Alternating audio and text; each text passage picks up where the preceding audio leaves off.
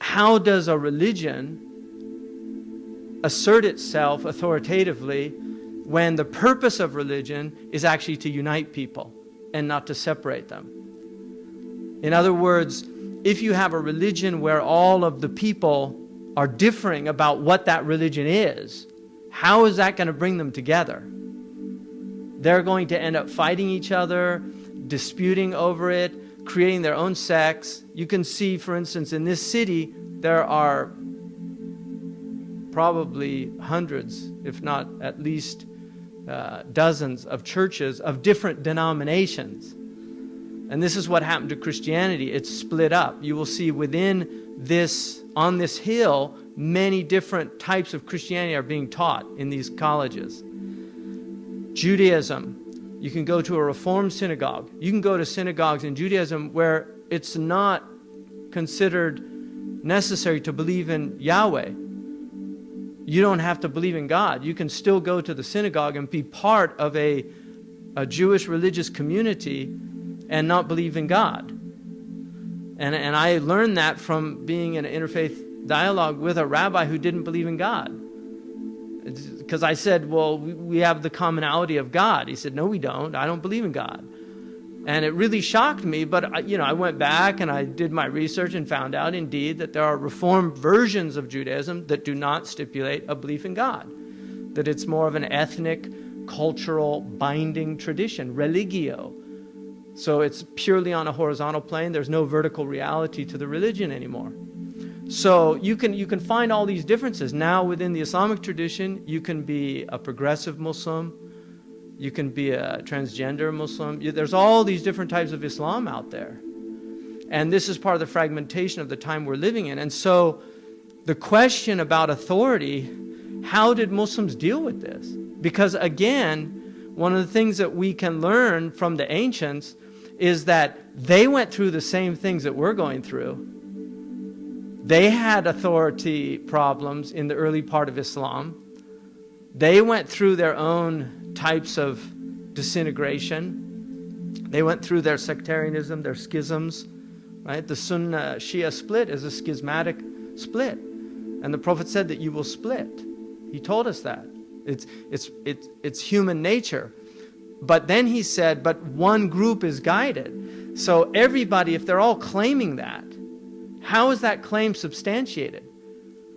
Because the Ismailis claim that they have the Batini authority, and this is what gives them the truth. The Shia claim that they have the Ahl-al-Bayt authority of the unbroken chain of the 12 impeccable imams that can't make mistakes. Within the Alawi or the Nusayri, also a sect, a radical sect of the Shia tradition, claims that they have a direct line to Ali, who's an incarnate, like the Logos, like Jesus. So you have all these different competing claims. What substantiates them? What legitimates them? What enables us to discern haq from batil, the furqan? What is that? And somebody was talking about assumptions earlier. It's a problem because we assume many things. Most people were simply born in a place and they take on the historical, cultural nature of that place they were born. One philosopher terms them historical products. They're products of their historicity. And so they're trapped in a religious, ethical, social, economic situation that determines everything that they're going to think about those things. And so we live in a time where people have prepackaged ideas that the great leisure domain of the time is to make people think that these are their own ideas, that they came up with them themselves, that this is some kind of self-actualization, that I believe these things and I came to these conclusions myself. Everything's relative. You can trace that there's a senad with that idea. That has a lineage, and you are in a chain of transmission when you make that statement. And we can trace that chain and see who the first people that said it were.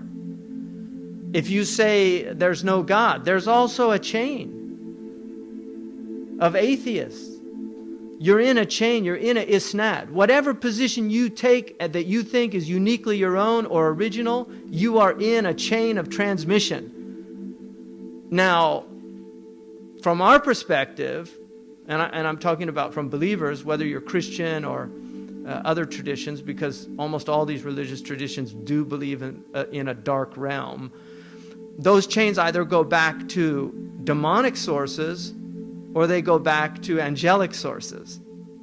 So either Iblis is at the end of the Hadathani Marx, and Hegel, and right, and you go back, and then Iblis was the first Rawi in the chain.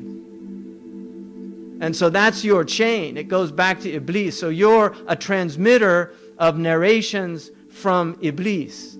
He's your source. But people don't recognize that.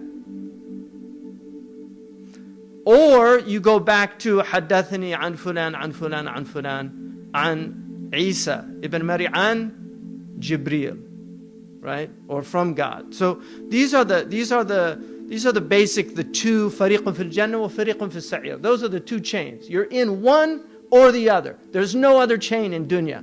You're either in the chain of Iblis's transmission or you're in the chain of prophetic transmission.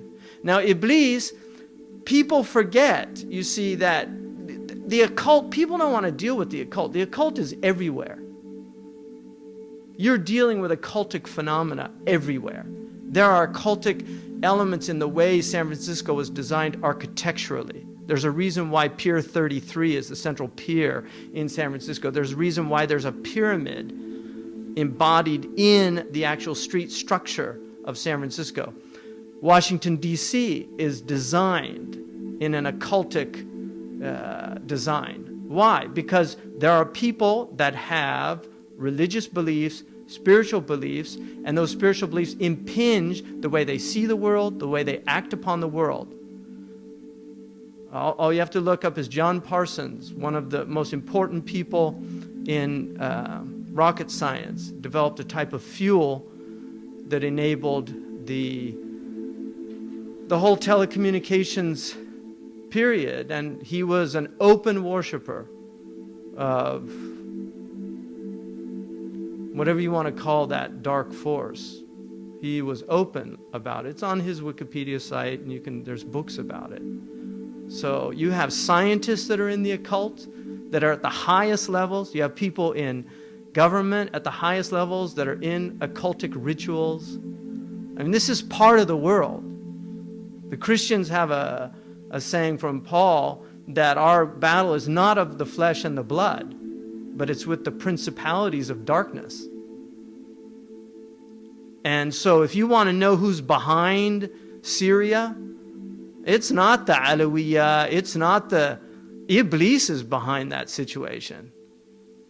These are dark forces working to destroy people's homes, to destroy their lives, to destroy their livelihood, to make them suffer, to put them into a state of despair, ablasa, to make them question God. Where's God? How could there be a God? How could he let little children suffer like this? These are the questions that Iblis always poses. And people in weakened states, when their faith is low, when they're suffering, they will succumb to those demonic insinuations. This is called telbisu iblis, the dupery of the devil. Telbisu iblis. So the isnad is the way in which a normative, and if you study academic religion, they talk about descriptive and normative religion. There is a modern argument that many, many people in religious studies would like to put forward, or do put forward, and many, many religious studies programs are rife with this concept, that there is no such thing as normative religion. There is only descriptive religion. That normative religion is a fantasy. That whatever the religion might say about itself, it's never that. If you chip away at the formica of a South Asian Muslim, you will hit the bedrock of Hinduism. Hinduism has never left the subcontinent. And we have scholars in the 19th century that wrote all the Hindu influences on the Muslim culture in South Asia. If you go to Morocco, you will find pre-Islamic pagan rituals still being practiced within Moroccan Islam. So they will argue that any religion that ever claims to take root, in reality, it's just another patch on this quilt of human behavior. And so if you look at Christianity, they celebrate Christmas here on December 25th. That was the Roman sun god's birthday, Mithra. They have Christmas trees, Knolltide. What does snow have to do with Palestine? What does Santa Claus have to do with Palestine, right?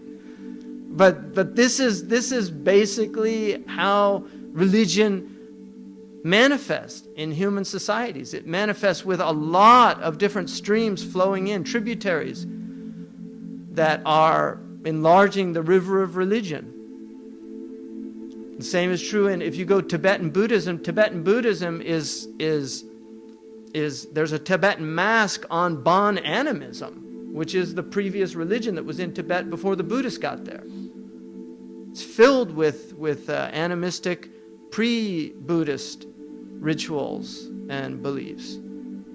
And so Islam is no different. You will find many beliefs that came into Islam or were already in the previous cultures. The Muslims were heavily influenced by Hellenistic tradition.